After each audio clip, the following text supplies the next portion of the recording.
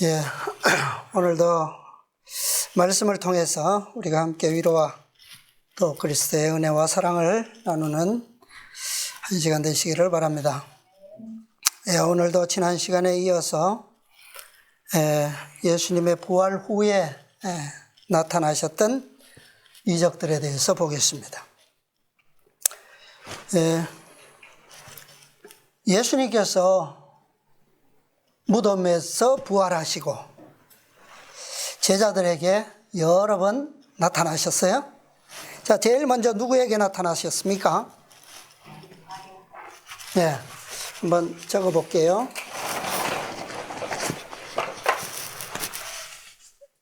자, 제일 먼저 마리아. 그 다음은요, 두 번째는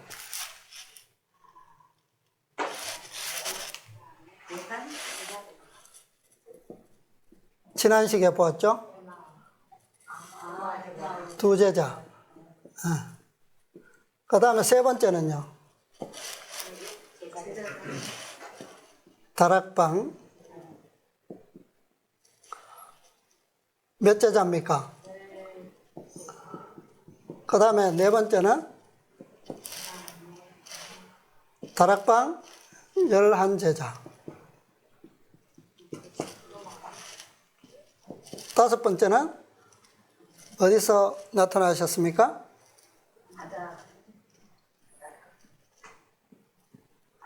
갈릴리에서, 호수에서 7제자에게. 뒤에도 더 출연하신 게 있어요. 갈릴리 산에서 500명의 신도들 앞에서 나타나셨다가 다시 감람산으로 오셔서 승천하셨어요.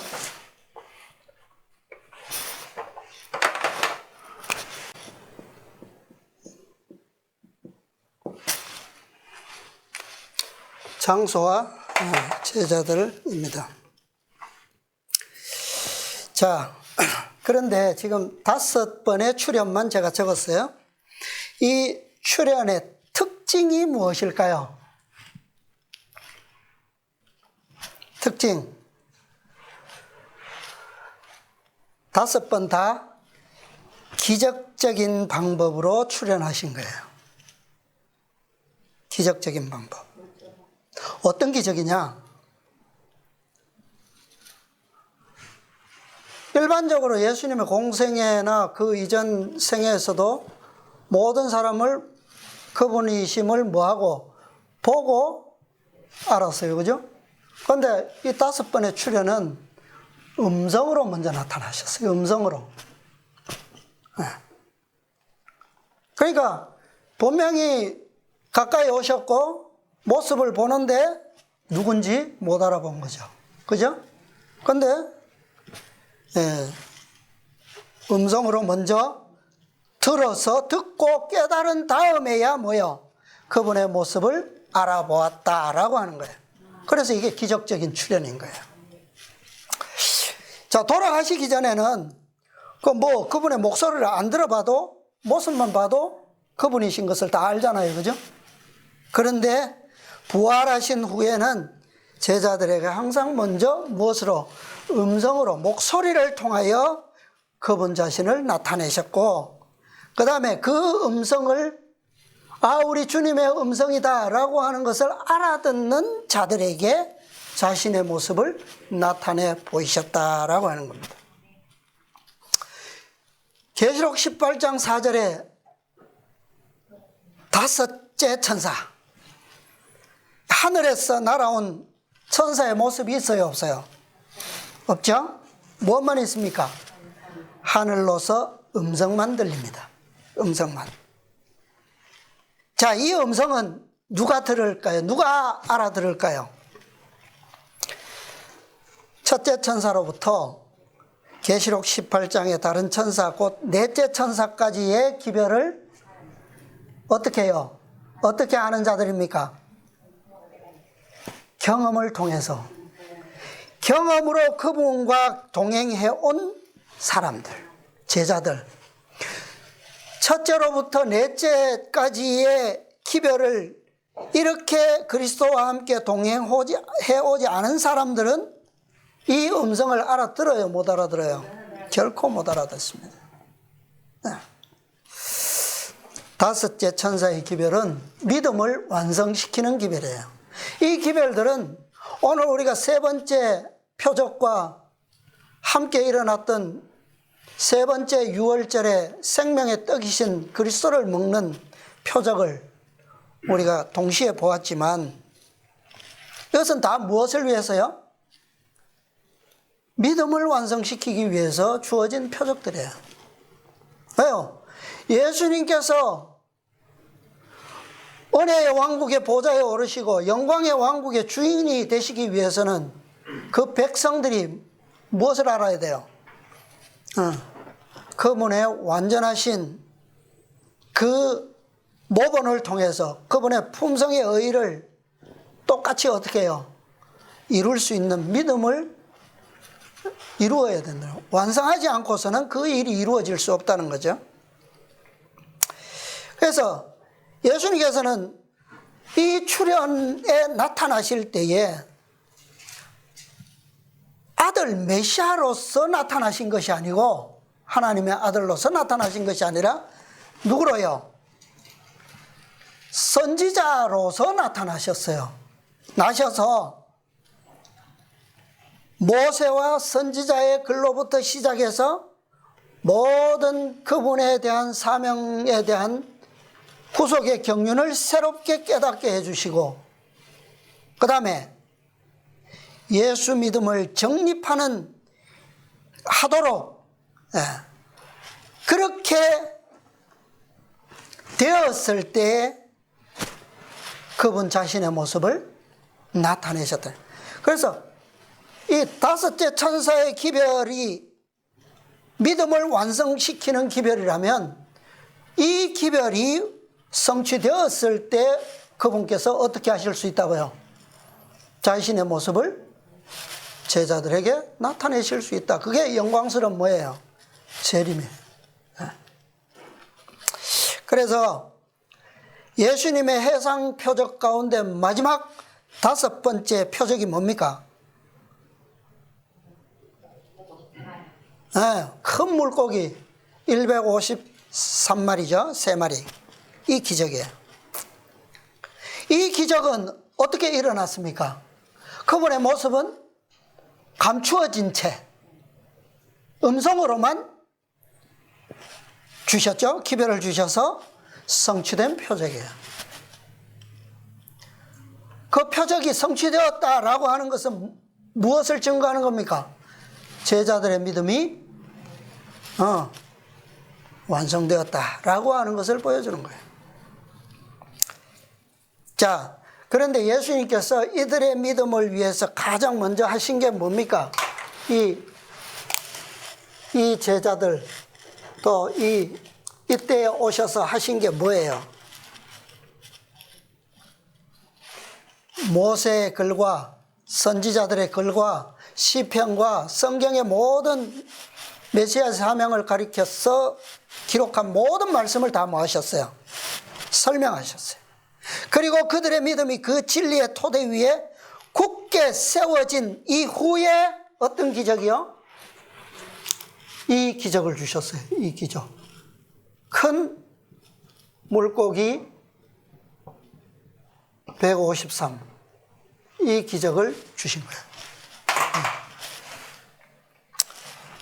자, 그런데 이 진리 안에는 뭐가 있습니까? 예수님께서 설명하신 그 진리의 핵심들은 다 어디 안에 있어요? 이 성소, 그죠? 성막의 진리 안에 다 들어있죠. 그죠? 다 들어있어요. 이 성소 안에 구속의 경륜의 모든 시작이 있고 결말이 있어요. 그 다음에 모든 믿음의 기초와 완성이 다 또 그 안에 다 있어요. 그죠? 이 진리를 통해서 완전한 믿음과 순종으로 열매 맺는 최종적인 결과가 뭐예요? 바로 큰 물고기 153마리 14만 4천인들이라고 하는 것을 알 수가 있습니다. 자, 왜 예수님께서 부활하시고 이 5번을 자신의 참모습이 아닌 음성으로 먼저 자신을 제자들 앞에 나타내셨을까요? 자, 첫 번째 이 막달라 마리아, 1844년 우리 이 마지막 때의 백성들과 비교해 보면 막달라 마리아에게는 뭐 특별히 설명은 없었어요. 그죠? 없었지만 친히 자신을 나타내 보이셨습니다. 재림기별 누가 받았어요? 밀러. 그 다음에 엠마오로 가는 두 제자, 동역자들이죠. 이 동역자들 두 동역자인데 뭐 이 밀러와 최초로 합류했던 동역자는 누굽니까?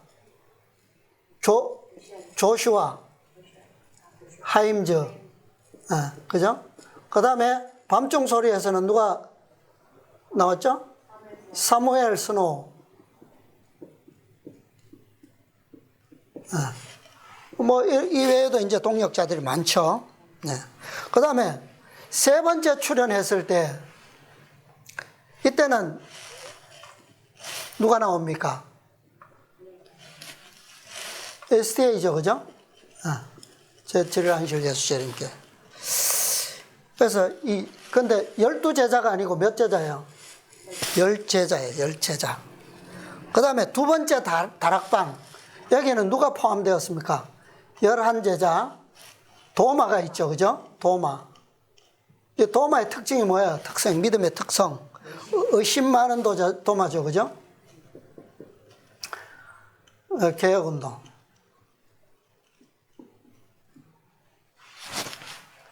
그 다음에 갈릴리 호수의 7제자. 자, 이 기별로서 사실은 제자들의 구성이 거의 다 된 거잖아요, 그죠? 되었는데 이 구성 중에 결국 몇 제자가 이 제자만이 마지막 사명을 표상하게 돼요. 그러니까 예수님께서 완전한 믿음의 발전을 이렇게 보여주신 거예요. 이런 역사를 통해서. 왜요?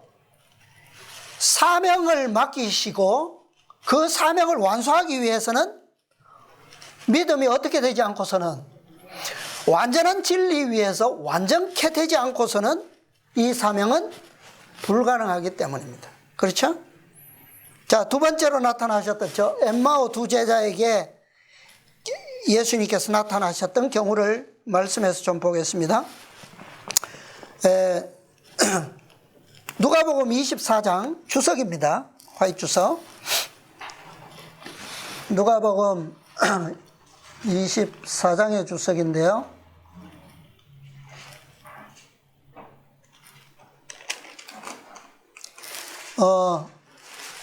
24장 13절로 31절 주석에 보면 제일 중요한 사실은 성경을 깨닫는 일 있죠. 그 말씀을 전체를 보겠습니다.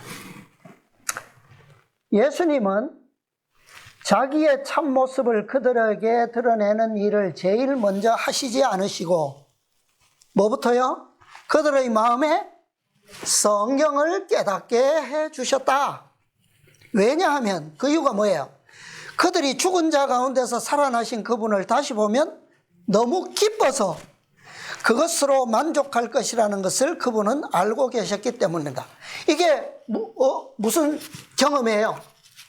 이게 재림운동의 경험이에요, 이게. 그죠? 왜 예수님께서 재림을 지체하셨는지, 왜 그들로 하여금, 이 동역자들로 하여금 말씀을 연구하도록 하셨는지에 대한 목적이에요. 자, 재림해버리면 그것으로 그들의 품성은 어떻게 돼버려요? 변화되고 개발시킬 기회가 없어지는 거예요.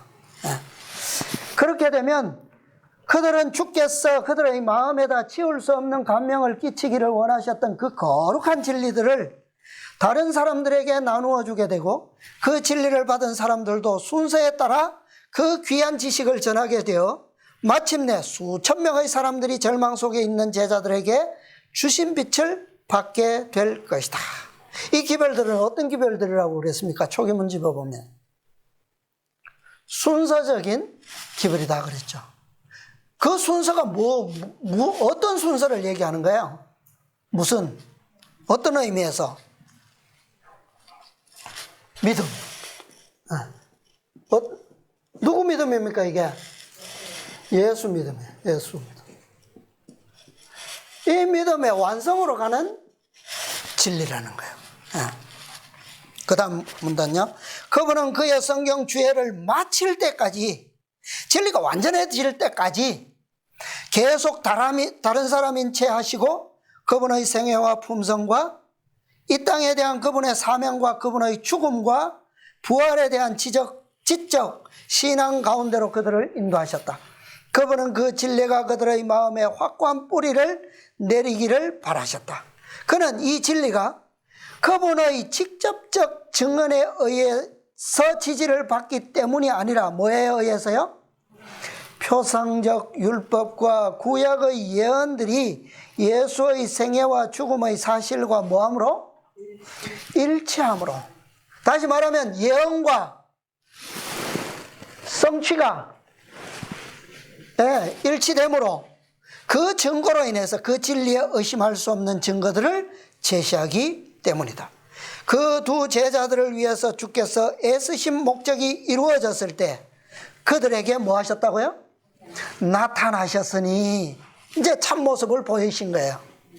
이는 그들의 기쁨을 충만케 하려 하심이었다. 이 기쁨이 어떤 기쁨이에요? 사라지지 않는 기쁨이에요, 이게. 왜?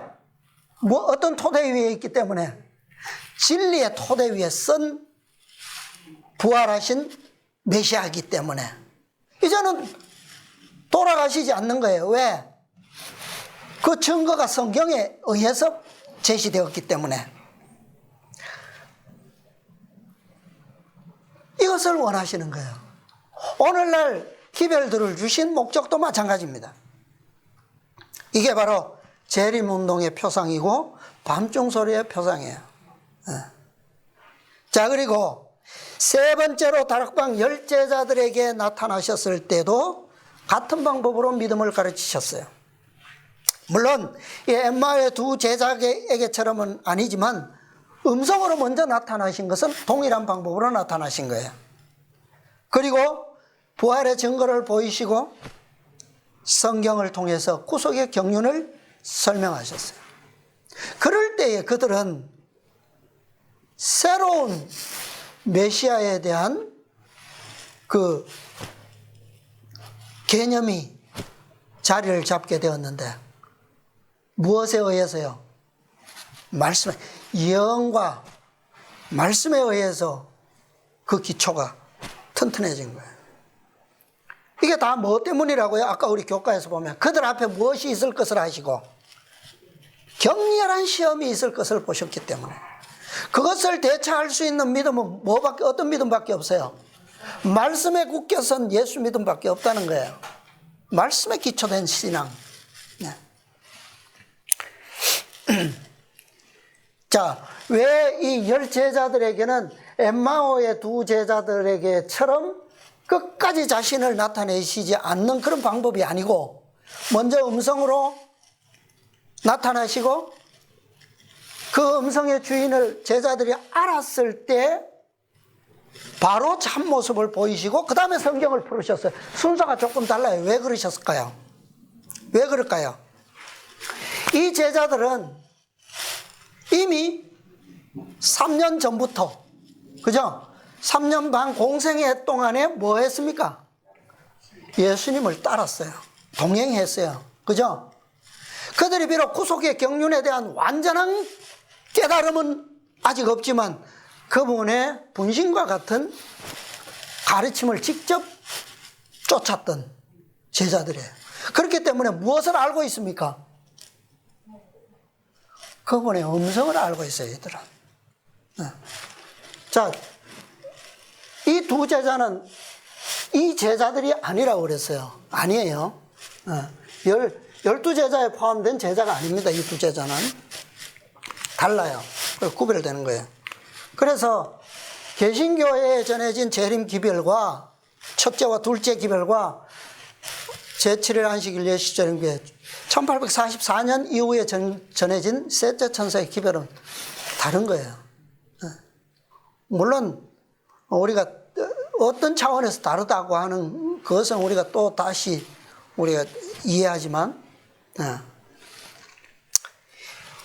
첫째로부터 다섯째까지 다 같은 기별이지만 구체적으로 순서가 있고 이 시기가 다르다라고 하는 측면이죠. 그죠? 환경이 달라요. 그래서 왜냐하면 이 제자들이 무엇을 갖고 있기 때문입니까? 마지막 사명을 가지기 때문에 그래요. 이 제자들과는 달라요. 사명이. 그죠? 이 제자들은 이미 3년 반 전부터 부르심을 받아서 이 사명을 위해서 베드로에게 깊은 데로 가서 그물을 내려라. 얼마나 잡았습니까? 두 배에, 그죠? 2배에 가득 채웠어요. 이 사명이 이때로부터 시작된 거예요, 이미. 그렇기 때문에 무엇만 되면 돼요? 이제 그분의 음성과 그분의 사명에 대해서 이들은 이미 정해진 사람들이에요. 그들에게 지금까지 가르쳐왔던 그 진리를 뭐 하기만 하면 됩니까? 명확하게 이제 제자리에 기둥들만 세워주면 되는 거예요. 정리만 하면 되는 거예요. 그래서 이 증인들에게는 뭐가 필요했습니까? 이게 필요했어요. 이게 시험, 실습, 갈릴리의 실습, 믿음의 실습이 필요했어요. 그래서 예수님의 모습은 감추신 채 그물을 어디에 던져라? 오른편에 던져라. 음성만 듣고도 주님의 음성, 즉시로 뭐 하는 믿음을 보인 거예요. 순종하는 믿음에 의해서 이게 통과된 거예요. 그랬을 때 그들에게 갈릴리의 산에서 500명의 신도가 모인 가운데서 이들에게 뭐가 위탁됐어요? 사명이 실제적으로 이제는 주어진 거예요. 그리고 최종적으로 감람산에서 승천하시는 모습을 통해서 그들과 함께 하시리라고 하는 확신과 보증의 약속을 볼 수 있도록, 마음에 새길 수 있도록 주어진 거예요. 승천의 광경. 그래서 이들은 가면은 이제는 뭐 할 수 있습니까? 이제는 다 믿음이 이루어졌기 때문에, 완성되었기 때문에 그들에게 주어진 사명이 이제 이루어질 수 있는 거예요. 이것이 마지막 때에도 뭐예요? 교회를 통해서 예수 믿음으로 준비된 그 백성들을 통해서 인치는 사업을 마치시겠다라고 하는 것이 표상되어 있는 겁니다. 자, 이 5 천사의 기별의 사명이 이렇게 이루어지지 않으면 결코 마지막 백성들, 성도들의 믿음이 완전한 진리의 토대 위에서 세워지지 않으면 절대로 이 큰 물고기 153마리의 열매는 14만 4천인 증인들은 불가능해요.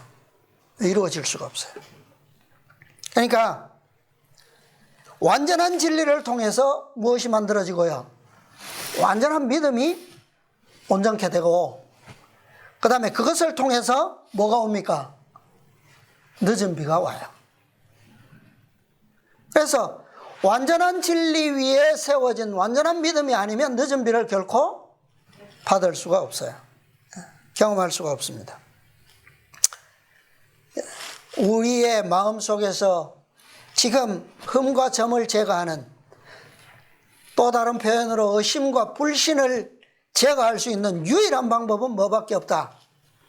하나님의 말씀, 역사와 예언을 통해서 기록된 그대로의 진리, 그리스도의 말씀밖에 없다라고 하는 사실이에요. 이게 예수 믿음이에요. 자, 지난 시간에 이어서 예수님께서 부활하신 후에 세 번째 나타나셨던 표적에 대해서 이 시간에 계속 보겠습니다. 자, 시간이 좀 길어질 것 같은데 이해해 주시기 바랍니다. 자, 요한복음 20장의 말씀을 보겠습니다. 요한복음 20장 19절부터 자 23절까지 좀 읽어주시기 바랍니다. 19절로 23절. 그날 곧 안식 후 첫날 저녁 때에 제자들이 유대인들을 두려워하여 모인 곳에 문들을 닫더니 예수께서 오사 가운데 서서 가라사대 너희에게 평강이 있을지어다. 이 말씀을 하시고 손과 옆구리를 보이시니 제자들이 주를 보고 기뻐하더라. 예수께서 또 가라사대 너희에게 평강이 있을지어다. 아버지께서 나를 보내신 것 같이 나도 너희를 보내노라. 이 말씀을 하시고 저희를 향하사 숨을 내쉬며 가라사대 성령을 받으라. 너희가 위 재든지 사하면 하여질 것이요 위 재든지 그대로 두면 그대로 있으리라 하시니라. 네. 자, 이것이 다락방에 모인 제자들에게 첫 번째로 나타나셨던 상황입니다. 예수님께서 기적의 방법으로 이 문이 굳게 닫힌 그 다락방으로 들어오셨어요. 예수님께서 들어오셔서 제자들에게 위탁하시고자 하신 기별과 사명은 아주 분명하고 완전한 것이었어요. 자, 여기에 잠깐 19절로 우리 23절 가운데 말씀을 보면 여기도 우리가 또 다른 측면으로 이해할 수 있는 5개의 기별이 들어있어요. 자, 첫째 기별은 뭡니까? 너희에게 19절에 평강이 있을지어다. 두 번째는요, 20절에 이 말씀을 하시고 손과 옆구리를 보이시니 증거예요. 그 다음에 세 번째는 또다시 너희에게 평강이 있을지어다. 나도 아버지께서 나를 보내신 것 같이 나도 너희를 보내노라. 네 번째는요, 숨을 내쉬며 가라사대 성령을 받으라. 다섯 번째는요, 23절 뉘 재든지 사하면 사하여질 것이요 뉘 재든지 그대로 두면 그대로 있으리라. 자, 기별은 끊임없이 뭐 되어 옵니까? 반복되어 오고 중복되어 와요. 그래서 하나가 끝나고 또 다른 기별이 오는 것이 아니라 점점 새로운 기별이 올 때마다 뭐예요? 겹쳐서 더 왜요? 그것이 믿음을 온전케 하는 방법이에요. 자, 그 다음에 그 24절부터 또 마저 읽어보겠습니다. 12제자 중에 하나인 디두모라 하는 도마는 예수 오셨을 때에 함께 있지 아니한지라. 다른 제자들이 그에게 이르되 우리가 주를 보았노라 하니 도마가 가로되 내가 그 손에 못자국을 보며 내 손가락을 그 못자국에 넣으며 내 손을 그 옆구리에 넣어보지 않고는 믿지 아니하겠노라 하니라. 우리 같으면 안 그럴 텐데 맞습니까? 8해를 지나서 제자들이 다시 집안에 있을 때에 도마도 함께 있고 문들이 닫혔는데 예수께서 오사 가운데 서서 가라사대 너희에게 평강이 있을지어다 하시고 도마에게 이르시되 내 손가락을 이리 내밀어 내 손을 보고 네 손을 내밀어 내 옆구리에 넣어보라. 그리하고 믿음 없는 자가 되지 말고 믿는 자가 되라. 도마가 대답하여 가로되 나의 주시며 나의 하나님이시니이다. 예수께서 가라사대 너는 나를 본 거로 믿느냐? 보지 못하고 믿는 자들은 복되도다 하시니라. 아멘. 자, 예수님의 부활을 믿지 못한 사람이 제자들 중에 도마뿐이었어요? 도마만 안 믿었습니까? 어때요? 막달라 마리아가 와서 부활의 소식을 전했을 때, 또 마리아가 오기 전에 여인들이, 다른 마리아들이 또 왔었죠, 먼저. 네. 그러나 그들은 예수님을 보지 못하고 천사의 기별을 전해왔어요. 그랬을 때 제자들이 믿었습니까?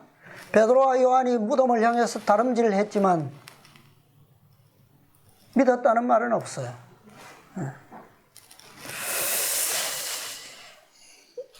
그 다음에 마리아가 와서 직접 본 모습을 전했고, 그 다음에 다락방에 모여 있을 때 엠마오에서 되돌아왔던, 밤길을 헤매며 막 달려왔던 이 두 제자가 부활의 소식을 전했을 때 믿었습니까? 믿지 않는 자들이 있었어요. 그런데 제자들이 그분의 부활을 믿게 된 것은, 이 10제자들이 믿게 된 것은 언제예요? 그들이 문을 두드리고 열릴 때에, 들어올 때에 함께 들어오셨던 분, 누굽니까? 예수님. 그분의 음성을 듣고 그 다음에 그분의 모습을 본 까닭으로 그들은 믿게 되었어요. 사실은 마리아도 엠마오로 가던 두 사람도 그분의 모습을, 그분을 음성으로 듣고 모습을 보기 전에는 믿지 않았어요. 믿지 않았어요. 도마가 부활하신 그리스도를 보기 전에 믿지 못한 것은 다른 제자들도 다 똑같았다는 말이에요. 그런데 이 그분을 만났던 모든 제자들은 그분께서 나타나시는 이적을 다 보았어요. 경험했어요. 그분께서 이 그들 한가운데 나타나신 이 상황들, 그것은 일반적인 출현이 아니었다라고 하는 겁니다. 아까 말씀드렸던 것처럼. 자, 우리 시대의 소망에 있는 말씀 좀 보죠. 시대의 소망 802페이지입니다. 802페이지. 구속의 역사 949페이지입니다. 949. 84장 너희에게 평강이 있을지어다죠. 그 문단 밑에서 7째 줄. 그들은 방문이 단단히 잠긴 것을 알았다. 좀 읽어주십시오. 그들은 방문이 단단히 잠긴 것을 안다. 그들이 들어가려고 문을 두드렸으나 아무런 대답도 없다. 거저 조용할 뿐이다. 그들은 그의 이름을 댄다. 그러자 문이 조심스럽게 열리고 그들이 들어갈 때 눈에 보이지 않는 또 다른 한 분이 저희와 함께 들어가신다. 그리고는 어떤 정탐꾼도 들어오지 못하게 문이 다시 잠긴다. 네. 자, 예수님께서 어떤 순간에 들어가셨어요? 이 엠마오에서 온 두 제자가 들어갈 때. 근데 모습이 보여요, 안 보여요? 안 보여요. 자, 그 다음 또 문단 보겠습니다. 모든 제자가 놀라운 흥분에 쌓여 있는 것을 발견한다. 방 안에 있는 자들은 감사와 찬송을 드리면서 주께서 과연 사랑하시고 시몬에게 나타났다고 말한다. 두 여행자는 급히 달려왔기 때문에 숨을 가쁘게 쉬면서 예수께서 어떻게 자신들에게 나타나셨는지에 대한 놀라운 이야기를 전한다. 그들이 말을 마치자 어떤 사람들은 그것이 사실이라면 얼마나 좋겠느냐면서 믿기 어렵다고 말하고 있다. 그때 보라, 그들 앞에 다른 분이 서 계신다. 모든 사람의 눈은 그 낯선 사람에게 집중된다. 아무도 들어오겠다는 신호로 문을 두드린 일이 없었다. 아무런 발걸음 소리도 들리지 않았다. 제자들은 놀라고 어떻게 된 일인지를 몰라서 당황한다.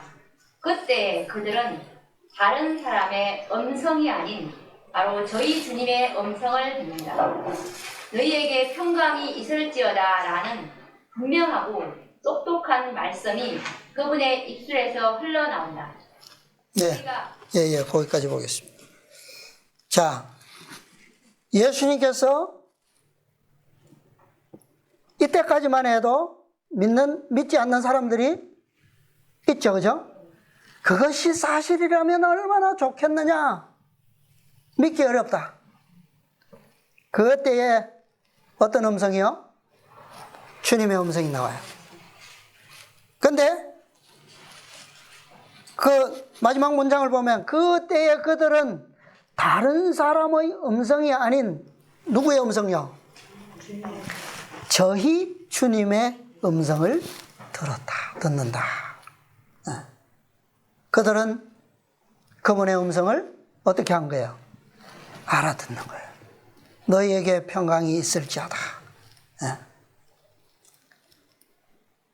그냥 그분의 모습을 보았다면 알 수 있을 텐데 왜 아무도 낯선 사람을 알아보지 못했습니까? 그들이 이 낯선 사람이 부활하신 저희 주님 그리스도시라고 하는 사실을 어떻게 확신했어요? 무엇으로? 음성으로. 이것이 바로 그분의 의도하신 출현이에요. 그분과 함께 동행해오지 않았던 사람들은 이 음성을 알아들을 수 있어요, 없어요? 없다는 거예요. 그러나 그 다락방에 있던 제자들은 그분의 음성을 다 아는 제자들이었다 이 말입니다. 자, 요한복음 10장에 보면 나는 선한 목자다. 내가 내 양을 알고 양도 나를 안다. 무엇으로요? 음성으로. 3절에 보면 10장 3절에 보면 양은 그의 음성을 듣나니 그가 목자가 자기 양의 무엇을요? 이름을 어떻게? 각각 불러 인도하여 내느니라. 이게 참된 목자와 그의 양이에요. 무엇으로 알아듣는다고요? 음성으로. 자기 이름을 부르는 그 음성으로 알아듣는다 그랬어요. 그런데 이것을 요한복음 10장 6절에 보면 무엇으로 말씀하셨다고요? 예수께서 비유로 저희에게 말씀하셨으나 저희는 그 하신 말씀이 무엇인지 알지 못하느라. 그런데 마지막 제자들은 어떻게 알아들어요? 그것을? 목자의 음성으로, 예수님의 음성을 알아듣는다 이 말이에요. 그러니까 이 말씀은 요한복음 10장 나는 선한 목자라. 이것은 이 비유는 그분의 제자가 누구인지, 제자들이 과연 누구의 음성을 알아듣는지를 가려낼 수 있는 시금석이에요. 자, 다시 시대의 소망 803페이지 한 문단 건너서 보겠습니다. 그들은 잔인한 못에 상하신 그분의 손과 발을 보았다. 그들은 다른 사람의 음성이 아닌 바로 저희가 항상 듣던 그분의 음성임을 알게 되었다. 이 비유는요, 오늘날 음성으로 전해질 기별, 다섯째 천사의 기별을 믿음으로 받아들일 제자들에게 될 예언이다라고 하는 말입니다. 그분과 함께 3년 반 동안 동행해오지 않았던 사람들은 부활하신 그리스도를 보고서도 봄으로는 결코 알아볼 수 없다라고 하는 말이에요. 그저 보통 사람. 그분의 음성을 통해서 그분께서 죽음을 이기시고 무덤에서 부활하셨다라고 하는 사실을 알아본다는 거예요.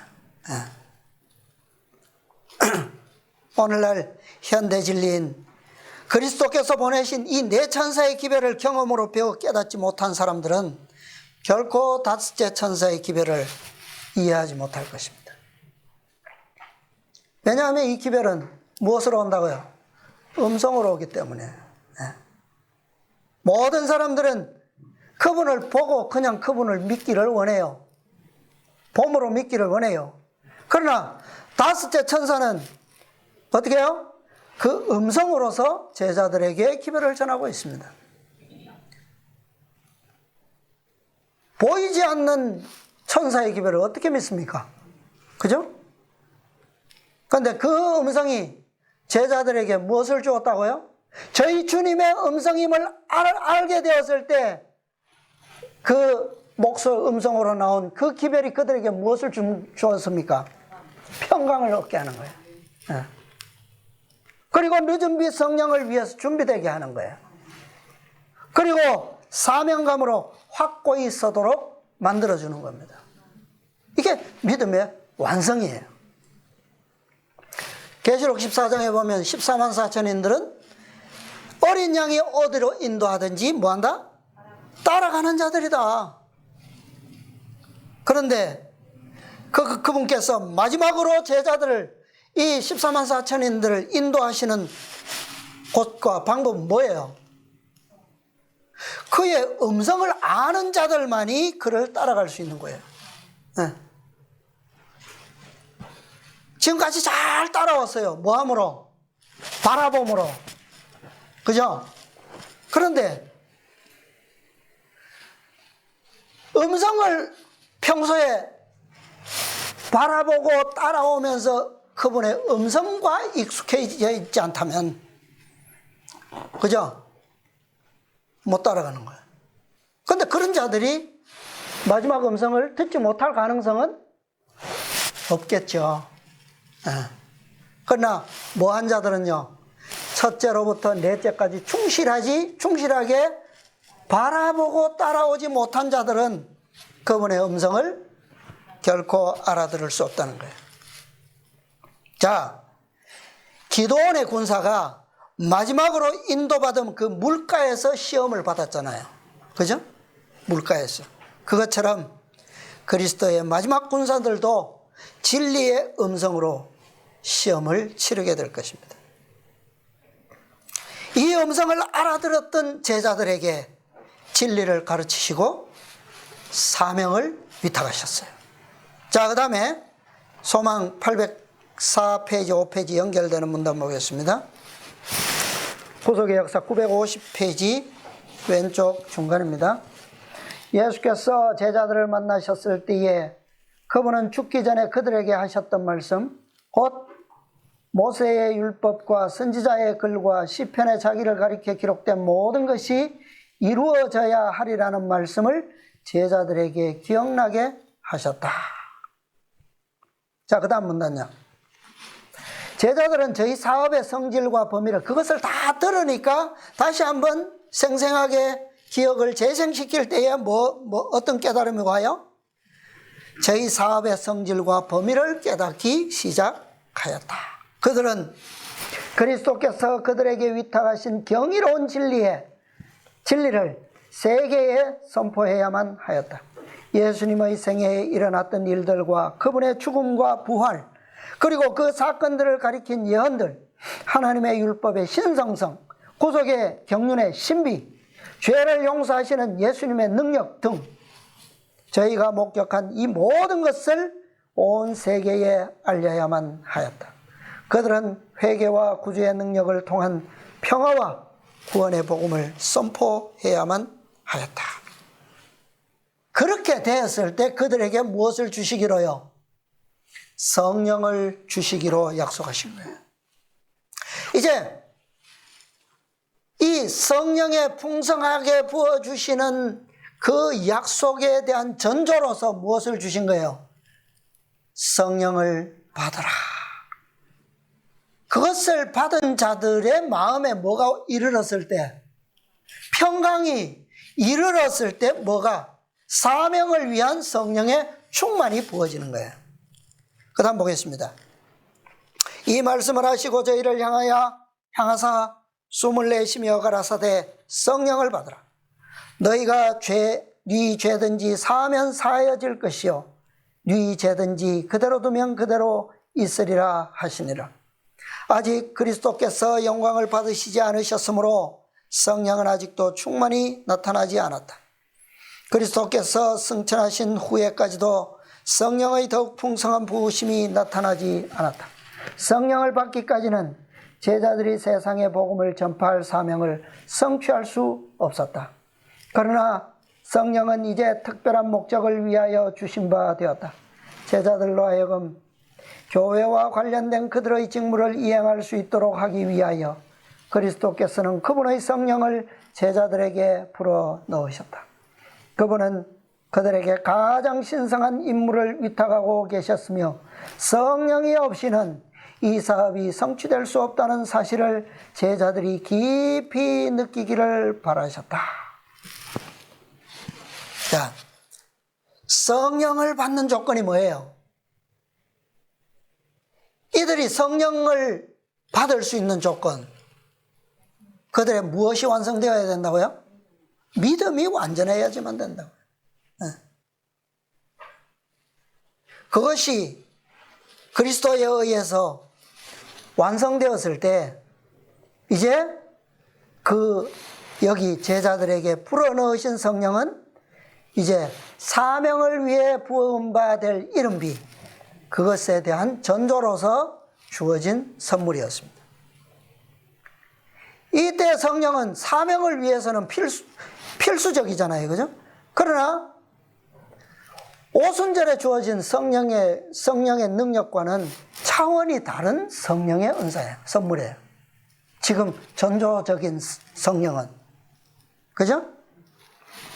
이 성령은 그들의 어두웠던 그 구속의 경륜에 대한 안목을 어떻게 해요? 그리스도의 진리로 확고히 하게 하고, 그 다음에 그들의 마음속에 자리 잡고 있었던 높고자 하는 마음들, 그죠? 그것들을 일소시키고, 그 다음에 그리스도의 사명을 그리스도의 정신으로 연합시키는 그런 진리의 역사로. 그래서 이런 모든 것이 그리스도께서 의도하신 바대로 될 때에 그들의 마음속에 뭐가 있어요? 평강이 이루어지는 거예요. 그런 가운데서 사명이 뭐예요? 사명감이 온전한 열매를, 결과를 이룰 수 있게 되는 것입니다. 자, 이것은 오늘날 우리에게도 동일하게 역사하시는 은혜입니다. 늦은 비의 전조로서 늦은 비의 풍성한 부으심이 있기 전에 이러한 결과가 우리에게 성취되어야 된다라고 하는 거예요.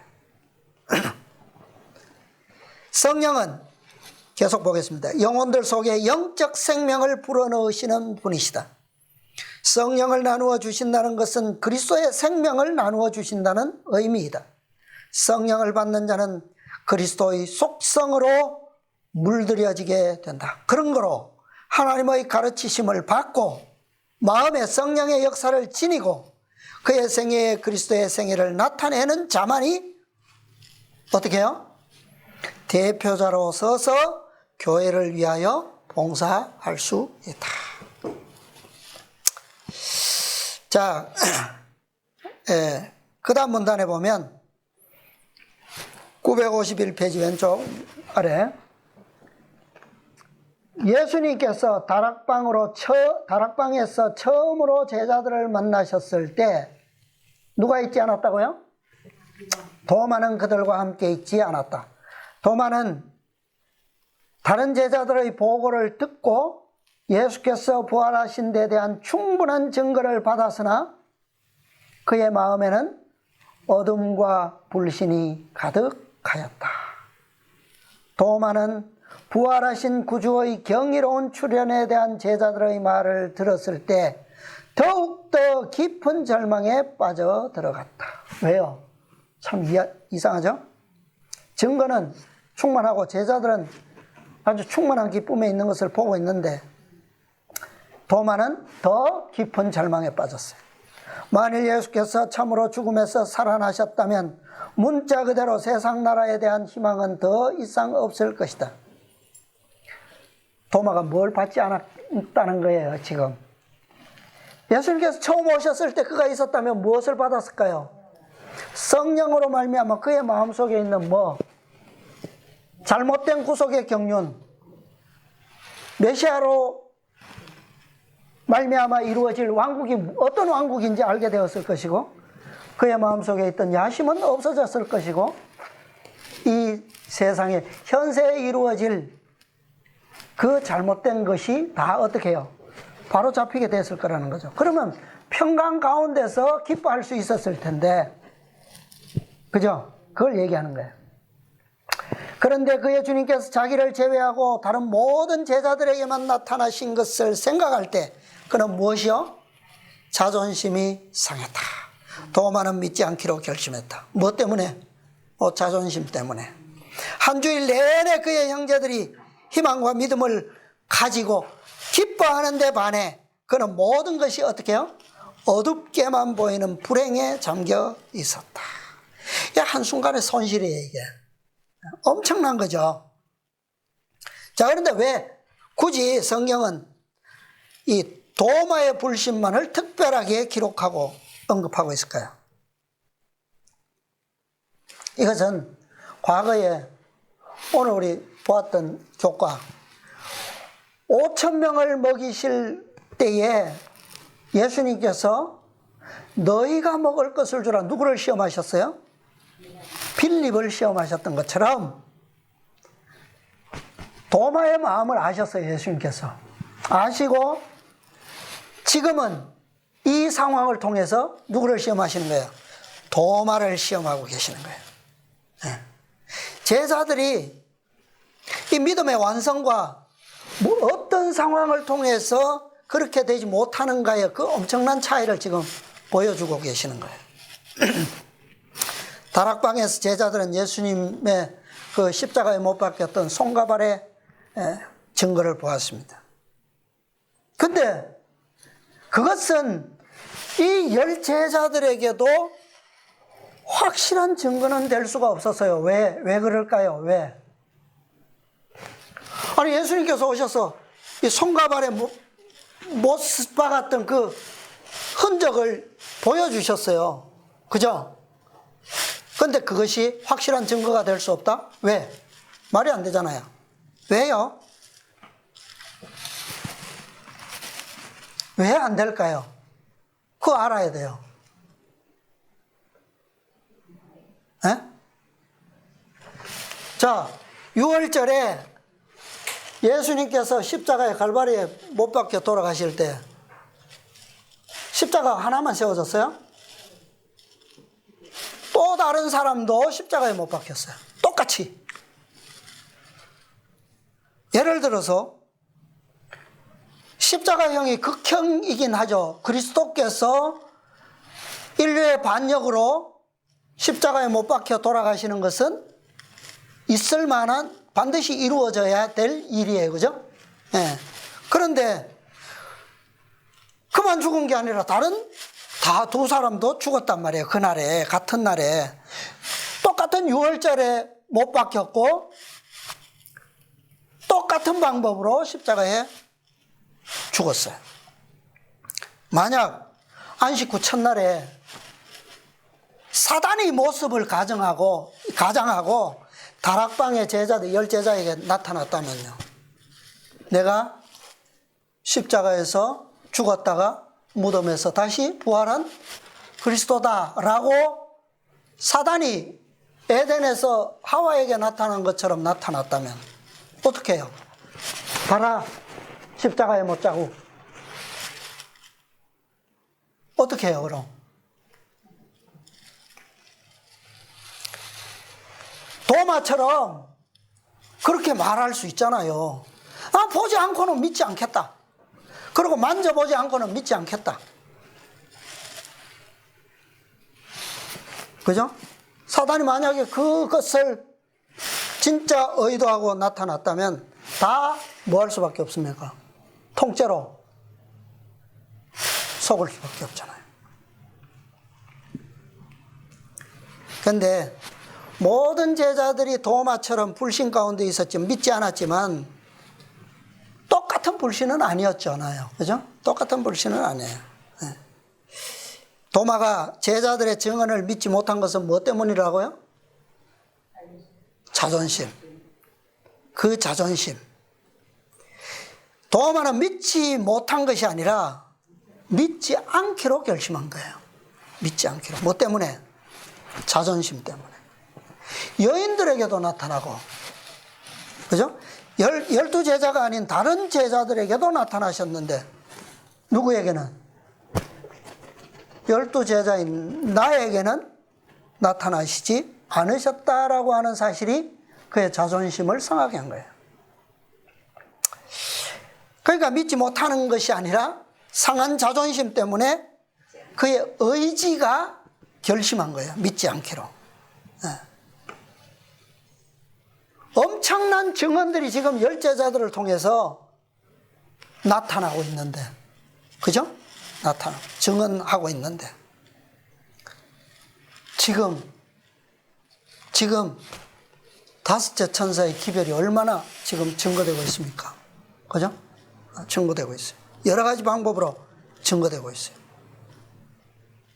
그런데 많은 사람들은 우리의 기별을 듣고 다 뭐는 해요?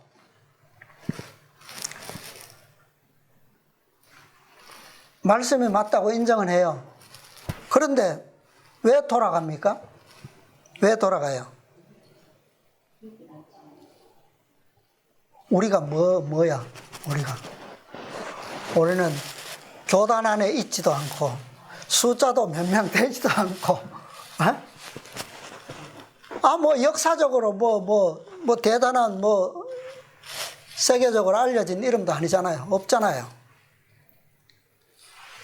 그런데 누구는 모르고 있다는 거야.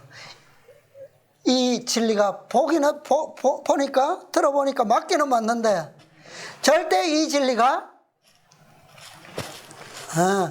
이들을 통해서 올 수가 없다는 거예요.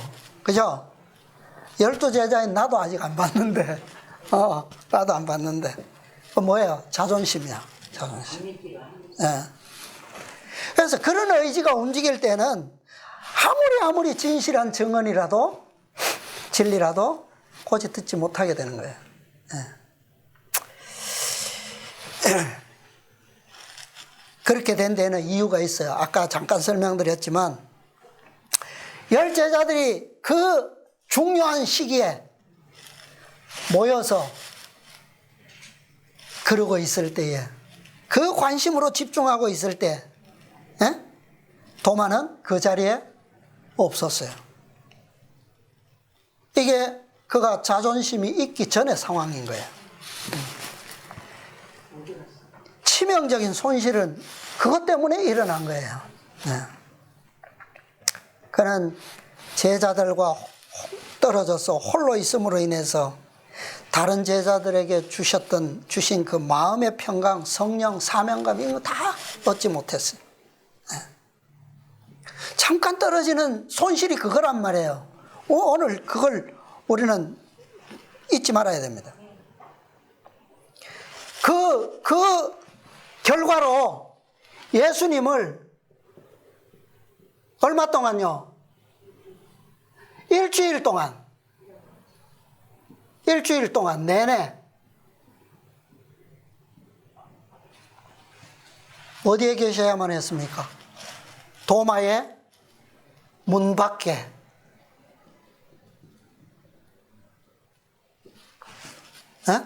일주일 동안. 근데 아까 우리 교과 시간에도 말씀드렸어요. 도마는 뭐가 있어서 괜찮아요. 일주일 내내 문 밖에 세워뒀지만 은혜의 시간이 있기 때문에, 기회가 있었기 때문에 다행이에요. 근데 오늘날은요, 이거 보장되나요? 없어요. 영원히 잃어버릴 수 있어요, 그리스도를. 자, 말씀 하나 더 보겠습니다. 951페이지 오른쪽 밑에서 두 번째 문단. 예수께서는 그의 고백을 받으셨으나 그의 불신을 부드럽게 책망하셨다. 너는 나를 본 거로 믿느냐? 보지 못하고 믿는 자들은 뭐요? 복되도다. 만일 도마가 형제들의 증거하는 말을 듣고 기꺼이 믿었더라면 그의 신앙은 그리스도께 더욱 큰 기쁨이 되었을 것이다. 만일 지금 이 세상이 도마의 모반을 따른다면 한 사람도 믿어 구원에 이룰 수 없을 것이다. 얼마나 엄숙한 말씀입니까? 그렇죠? 그 이유는 오늘날 그리스도를 받아들이는 사람들은 모두 다 다른 사람의 증언을 통해서 받아들여야 하기 때문에 우리에게는 뭐밖에 없습니까? 어떤 증언밖에 없어요? 기록된 말씀밖에 없어요. 예수님께서 우리에게 친히 나타나셔서 증거하시지도 않고 그의 음성을 들려주시지도 않아요. 그분의 모습과 그분의 생애는 음성은 다 어디에 있습니까? 말씀밖에, 기록된 증언밖에 없어. 그 다음 문단 한 줄 지나서 도마와 같이 의심의 원인이 모두 제거되기를 기다리는 많은 사람들의 바람은 결코 뭐하지 않는다? 실현되지 않을 것이다. 그들은 점차적으로 불신에 어떻게 해요? 굳어버리게 된다. 자기 자신으로 하여금 어두운 면을 바라보고 불평과 원망을 하도록 하는 자들은 저희가 무엇을 하고 있는지 알지 못하고 있다. 그들은 의심의 종자를 뿌리고 있으며 그것으로 인해 완숙된 의심의 수확물을 거두게 될 것이다. 이것은 도마의 이야기가 아니에요. 누구의 이야기입니까? 오늘날 그리스도인들의 이야기입니다. 그렇죠? 믿음과 확신이 가장 필요한 때에 많은 사람들은 자기 자신이 바라고 믿는 일에 너무나 어떻다고요? 무력하다는 것을 발견하게 될 것이다. 그때는 은혜의 시간이, 기회가 주어진다 할지라도 뭐 할 수 없어요. 믿을 수 없을 겁니다. 왜? 준비되지 않았기 때문에. 무력하기 때문에. 오늘날 계시록 18장의 기별은 늦은 비의 전조로서 주어진 그리스도의 기별이에요. 늦은 비는 아니에요. 아직은. 이 기별을 듣고 참 진리와 함께하는 교회와 함께 있기를 원치 아니하고 도마처럼 홀로 처한 자들은 도마처럼 손실을 입게 될 겁니다. 그러나 도마처럼 기회가 없을 수도 있어요. 영원한 손실이 될 수도 있어요. 평강이 없는 어두움의 일주일, 칠재앙을 분명히 맛볼 것입니다. 아주 엄숙한 경고입니다. 이것은. 계시록 18장의 기별은 늦은 비의 전조로서 주어진 그리스도의 마지막 기별이에요. 마지막 자비의 기별이다 그랬어요. 부활하신 그리스도를 문 밖에 세워둔 채 도마처럼 다른 제자들이 일주일 동안 희망과 믿음으로 벅차 있을 때, 평강과 기쁨으로 넘쳐 있을 때 그는 생명이 없이 어두움 속에서 불행으로 가득 찬 채 절망 가운데 빠져 있었어요. 그렇게 될 겁니다. 네. 오늘날 이 중차대한 기별이 선포된 때에 우리에게서 떠나간 많은 사람들이 있습니다. 우리는 그들을 정말 불쌍히 여겨야 돼요. 그들이 이 기별을 듣지 못했더라면 오히려 다행입니다. 그러나 들었던 자들, 그러나 떠나간 자들, 그들을 위해서 우리가 기도해야 돼요. 특별히. 도마처럼 자존심 때문에 그리스도를 일주일씩이나 문 밖에 서 계시지 않도록 그렇게 기도해야 됩니다. 네. 평강이 없는 채 불확실한 절망 속에 머물지 않도록 우리와 함께 그분의 약속을 기다리게 되도록 그렇게 우리가 정말 눈물과 마음으로 기도하고 호소하는 그런 저와 여러분이 되시기를 바라면서 오늘 말씀을 줄이겠습니다.